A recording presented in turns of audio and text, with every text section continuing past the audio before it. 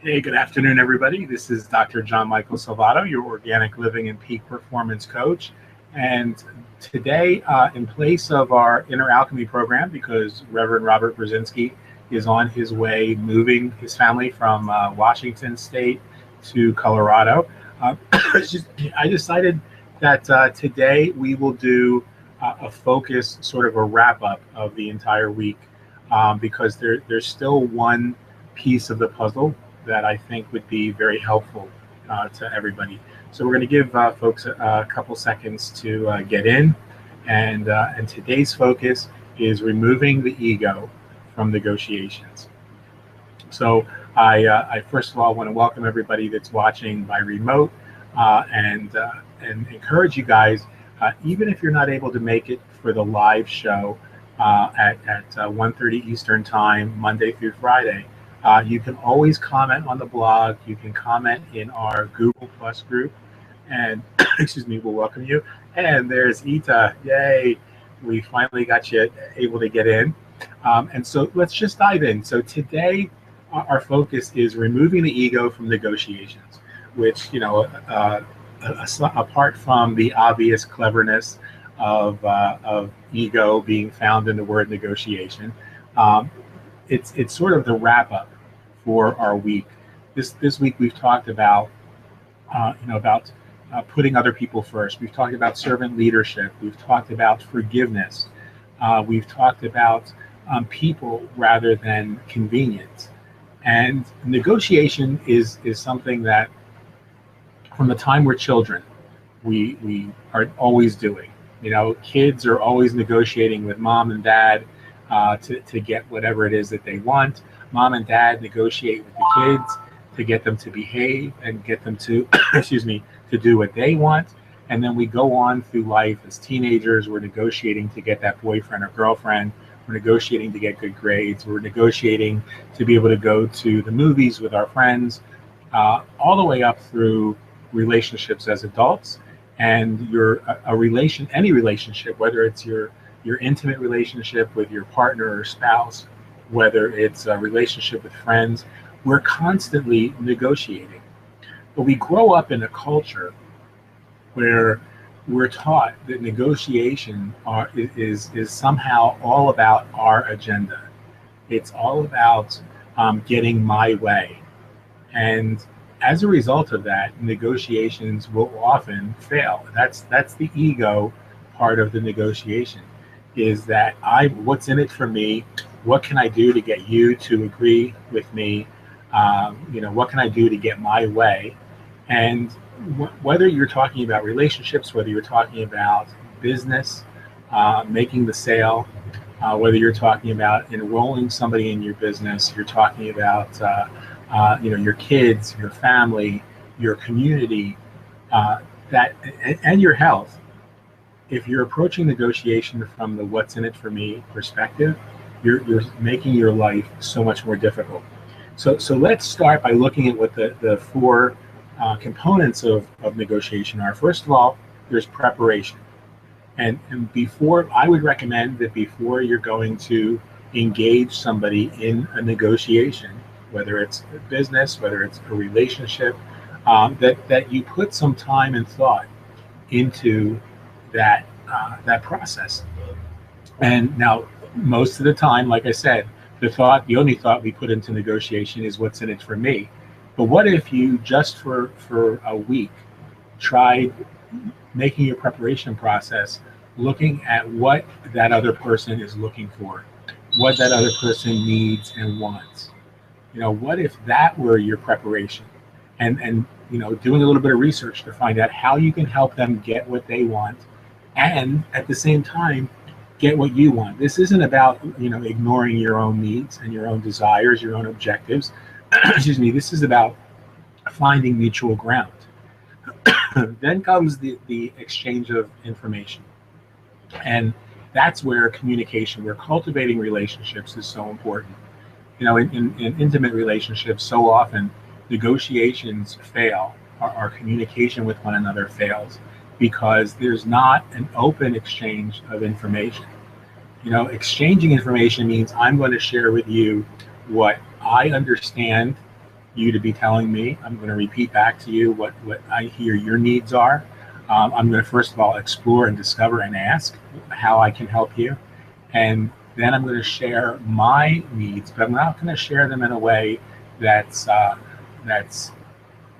harsh or demanding. I'm just going to put it out there. We're going to exchange information. Here's what I would like out of this relationship, whether it's an intimate relationship, a business relationship, a spiritual relationship, or a relationship with your healthcare practitioners, your health coach, your dietitian, or your personal trainer. You've got to be able to communicate effectively what it is you're looking for, and find out what they're looking for and what they can bring to the table as well. And that's the exchange of information. And then bargaining will come naturally if you take the time to initially say to that person that you understand what it is that they're looking for. If you take the time to let that person know that you want to find a way to help them get what they want as much as you'd like to get what you want, and let's find some common ground. Let's talk about this. I'm sorry about the camera shaking.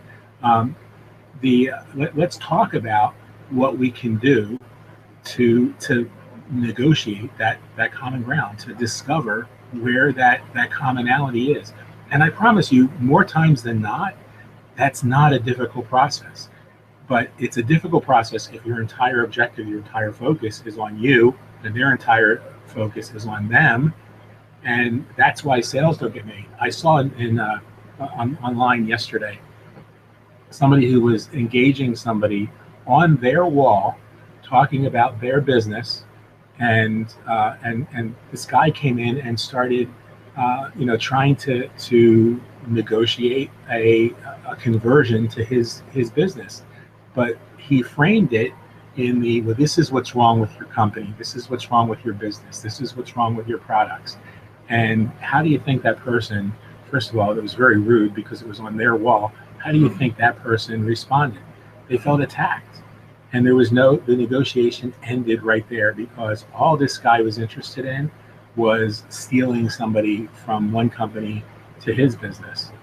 Instead, if he had talked to that person, found out what they like about their company, find out how they're doing with their company, find out what, if there was something that they could change about their business, what would it be? And, it may just be that he could help them to do better with that company. And if that person is looking, if they're open to something new, then they're going to let him know. And now he's not in an attack mode. Excuse me. Now he's in a help mode, and they've asked him for more information. So, Ita shared last week, or during this past week, how she's been able to do that with more and more people, because she's not out there looking for the sale. She's out there looking for ways to serve other people. And then the final step in negotiation is achieving or asking for the commitment. if we're talking about a sale process, then it's going for the close. If you're talking about relationships, it's asking for the commitment. Once you discover that common ground, then you make an agreement upon the commitment that each one of you are going to make. And always start with your commitment first. Let that person know what you're willing to commit to, what you're willing to bring to the table, and frame it in a way that lets them know that what you're willing to do is focused on helping them. And that has to be sincere. You can't try and fix a relationship by going at what's in it for me, what's in it for me, what's in it for me. Eventually that other person is going to feel unwanted, unloved, unneeded, unimportant. We talked yesterday about, say my name, and how important it is to let that person know that they do matter to you by acknowledging them as an individual, and using their name is a great way to do that. So today, my challenge for you guys, this is sort of the culmination of the entire week's worth of work. If you're a servant leader, if you put other people first, if you are more about people than about convenience, if you let other people know that they matter, then all of these things are going to lead to better negotiations. They're going to lead to that person knowing that you're looking for solutions to help them. You're looking for a way to be of service to them. And that just doesn't apply to business and the sales process. Like I said, that'll apply to personal relationships. That will apply to your relationships with your healthcare professionals, coaches, personal trainers. That'll apply to your spiritual pursuits. Look at ways that you can be of service to other people, and the process unfolds so much more easily, so much more effectively, and mutually beneficial.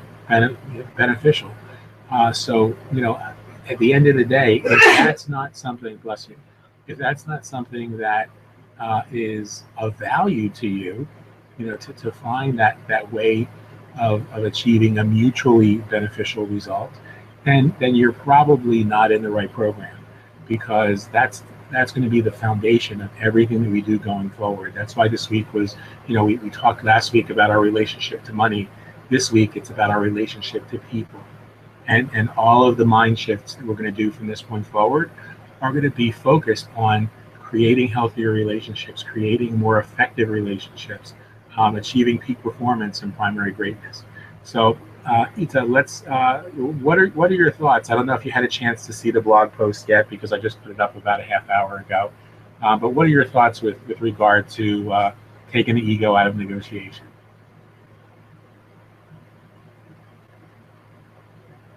You gotta unmute you.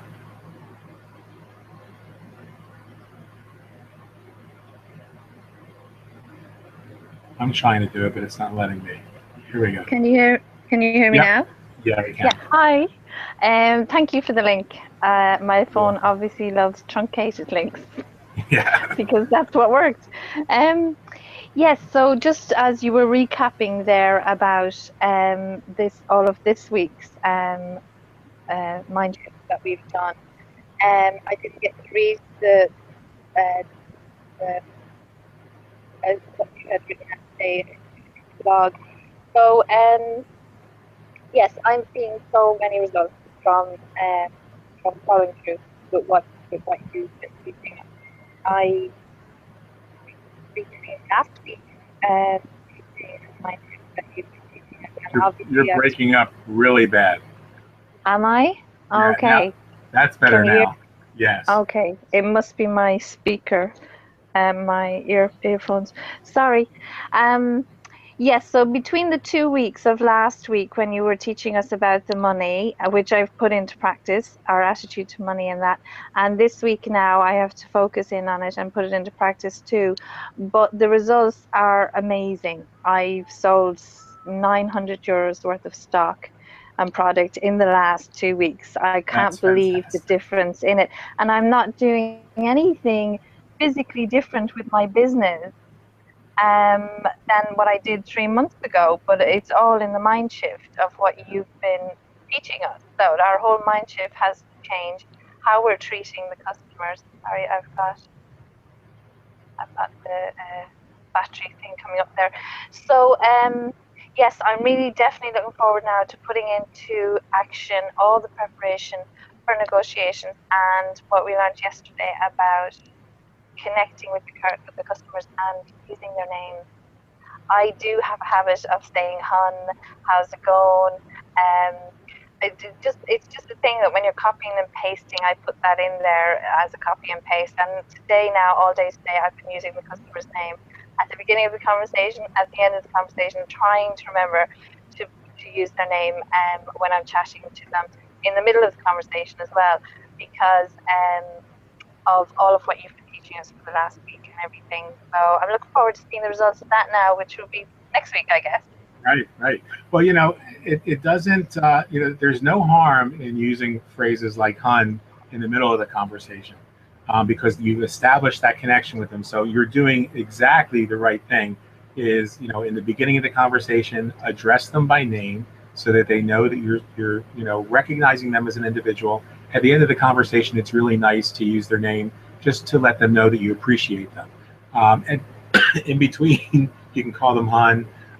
You can use Jen's favorite expression, "Hey girl." I don't know if you saw what I posted on her wall yesterday. with the Brian Gosling, I think it is, post that says, "Hey girl, feel my sweater. It's made of boyfriend material." So there's no problem with using those kinds of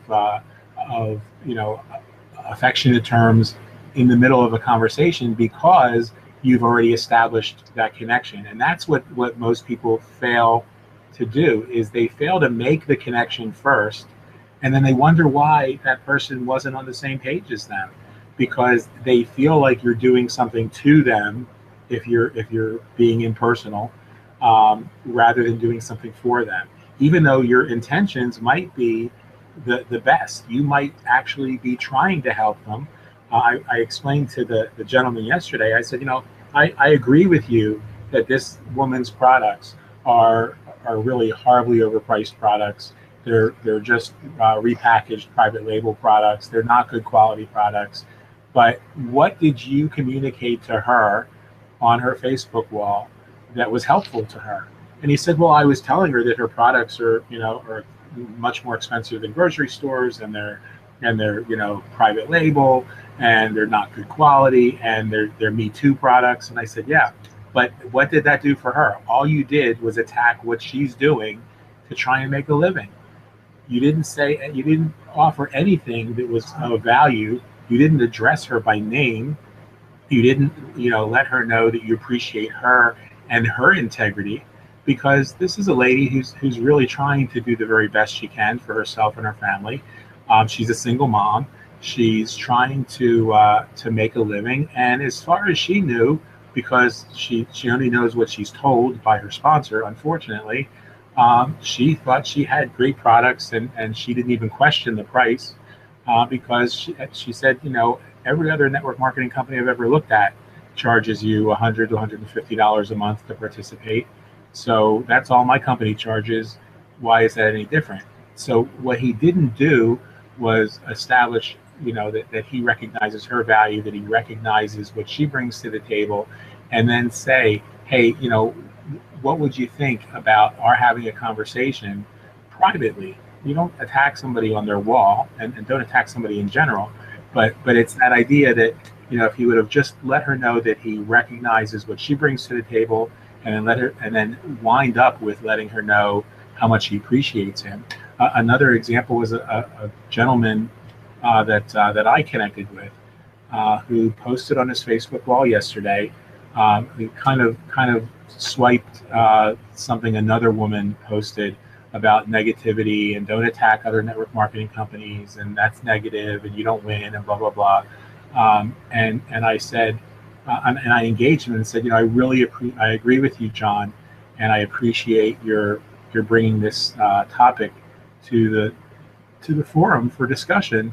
And I think it's important too to recognize that sometimes we have a responsibility to be whistleblowers, and that's not negativity, and that if it's constructive and it's factual and it's not an attack, then it's just helping people that rely on us for support and guidance and leadership, so that they don't get hurt. And I gave them examples. I said, when Wake Up Now, when I started to see the signs that Wake Up Now was going under, I warned everybody in my organization and on public forums 4 months before they went under that I have serious concerns. And there were several hundred people, about actually 500 or 600 people, who didn't get burned as a result, who dropped out within that month. So they still got their commission checks. 2 months later, people were not getting commission checks. There was a delay, and the delay was forever because they never got their commission checks. And 4 months later, the company was out of business. Same thing with Explosial. It was a terrific company when they started. When the owner kind of lost sight of integrity and started to create vaporware, rather than real value in the products, I let everybody know that I could no longer support what he was doing. And a couple hundred people, walked away and, didn't lose money. They weren't burned. But at the end of that conversation with John, I said, and I just want you to know that I really appreciate the fact that you care enough to bring this topic up and to let people know that they're not going to win if they're attacking people. So he felt really good about my post, even though what I was really doing was telling him that he wasn't necessarily right, that any negativity is not always bad. Sometimes negativity is just whistleblowing, and you're sparing somebody the possibility of getting hurt. And it might be perceived by one person as negative, by somebody else you're just doing your job as a leader.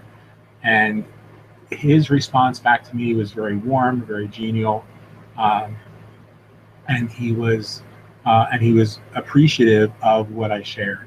He didn't feel like I attacked him, and so I share that with you guys because that's the way to negotiate when there's not a sale involved. That's a good example of just negotiation of an interactional transaction, as I like to call it, an interpersonal transaction, where I'm sharing information with you, you're sharing information with me.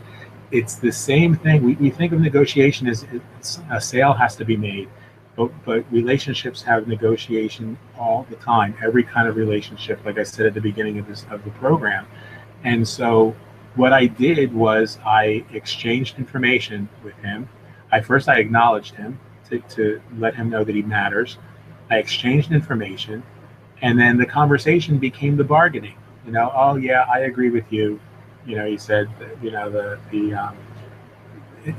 there are times when we have to warn people because they trust us and they look to us as leaders, and that was the bargaining point. We were looking for that common ground, and the common ground in the end was that even when you're warning somebody, you don't attack, you don't go on the attack, on the offensive, and criticize people's choices because they made those. Nobody makes a choice expecting it to be a bad choice.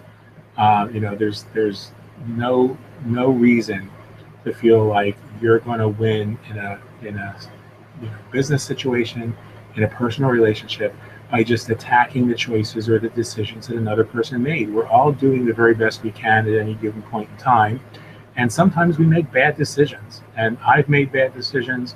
I'm sure everyone that's watching this has at some point in time made bad decisions. And if you haven't done them in your relationship, good for you.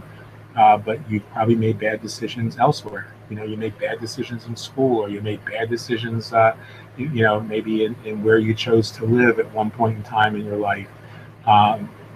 The bottom line is we're all doing the very best that we can. So bring that to the negotiation. Let people know that you care about them. Let them know that you've done your preparation, that you're looking for ways to serve them. And you're not going to know how to serve them until you ask. And that's probably the most important component or important element in this formula is asking people for how you can help them, what you can do to be of service to them. And if you do that, I promise you your results will be better. I've enjoyed this week with you guys. I hope that this stuff has been of value to you. And Ida, I certainly appreciate your sharing your experiences, especially over last week with looking at our relationship to money. This week, looking at our relationship to people. I'll look forward to hearing from you next week as you start to see the results from that. And I look forward to hearing from all of you that are watching the program. I apologize that my voice is a little bit weak today. I'm still getting those meds balanced, and the Parkinson's is still a little bit of an issue. But I feel fine, so thank you everybody for the well wishes. Next week we will be doing our regular Inner Alchemy on Friday. This week I just really felt like it was expeditious for us to approach today as the wrap up, and you're going to understand why next week as we start to look at some of the topics that are coming up. Because I really want to make sure that those two components, understanding your relationship to money and understanding your relationship with other people, are something that everybody's comfortable with. So if anyone has any questions, if anybody's unsure about one of these mind shifts, then please use the blog or join us on the, by the way, the Google Plus group, the Mindshift Mastery group on Google Plus is just like the Facebook group. You guys can comment, ask questions, engage there. If you don't feel like doing it on the blog, consider using that group because, there's there's a lot of features that the Google Plus group has that will allow me to post, to create categories so that you guys can come back a year from now, and you could say, hey, I'm having an issue right now with, with my relationship with money, and you could do a keyword search in that Google Plus group and look for the videos on the relationship to money. Or if you want the blog post, you can look for the discussions. Or if you want documents that I shared, you can look for the documents. So it's going to be very useful for us going forward, because that's going to be the repository. The Facebook group, will be deleted at the end of the year because the program will be over. The Google Plus group will be up permanently.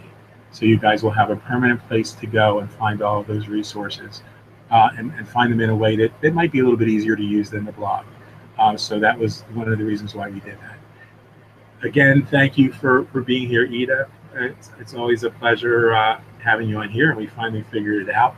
For those folks who wondered what Ida was talking about, some folks, for some reason, well, first of all, Facebook truncates web addresses. And what truncates means is they chop off some of the information that's necessary to finish getting there. So you'll get to Google Hangouts, but you won't get to the Hangout. And I don't know why they truncate them. My assumption is that they don't want you to leave Facebook. They want you to stay within the platform. And so they just shorten the web addresses. For most of you, you can click on the sign in with Google Plus, and it'll take you to the Hangout that way. But on iOS devices, it doesn't work that way, because the iOS device is picking up on that truncated URL. So what we're doing is every single day, I'm posting at the top of the blog for that day, I'm posting the long link, the full link that you'll see if you look up at the top window up here, where it says hangouts.google.com, blah, blah, blah, blah, blah, all the way across. I'm posting that link, which should take you directly into this Hangout from the blog. And if that doesn't work for you, just let me know, because I will be happy to, and you want to be here live, I'll be happy to send you a link by Facebook Messenger or email even, whatever works for you guys. So we finally figured it out for Ita, and I think that's, and she's using the iOS devices, so I think that'll solve the problem for everyone. You're not using iOS, you're on Android. Okay. Wow, so that's news to me. All right, so we might not have solved the problem for iOS, but I think if I send you guys a link on Facebook Messenger, you'll get the full link. If not, just go to the blog. What were you going to say? I was just going to say, I'm on Android devices, and it was the message you sent me is how I got straight in. Great. So great. I couldn't get through on the blog on my Android. And and that makes more sense to me as I think about it, because Google Hangouts is a Google product and Android is a Google product, so there's less likelihood of a hang up there. Like, Google knows how to take control of your device and shut off all of the anything that might be running in the background that's causing a conflict. Where some of the iOS devices, I think what's happening to the people who are using iOS is they're using the Safari browser, the built-in iOS browser, and I think that has an issue. It doesn't have the coding to go in and shut Skype down, or shut Periscope down, or shut Blab down, and so as a result, it never lets you get control of your camera, so you can't get in, because it's all about being connected. So anyway, guys, the bottom line is we're going to figure it out for everybody. This is day 40. So congratulate yourselves for having made it this far. We know the ones who've disappeared and fallen by the wayside, and you guys are, that puts you guys in the top 6% of entrepreneurs and people who are involved in personal development, because you're still here on day 40. So we've got 300 or 260 days to go, or something like that. And I'm looking forward to it. So have a fantastic weekend. Stay in the moment and be grateful for what you've got. Take time this weekend to be a little more mindful and a little more aware that every conversation you're having is a negotiation. My mentor used to say, somebody's always selling, somebody's always buying. So make an effort to be aware of those negotiations that you might not have thought about before. When you talk to your spouse, when you talk to your kids, when you engage with a customer, when you talk to people that you meet, on the street or casually. Every one of those meetings is a negotiation, and apply some of these strategies, and I think you'll find great results. I love and appreciate every one of you, and we'll talk to you on Monday. Take care.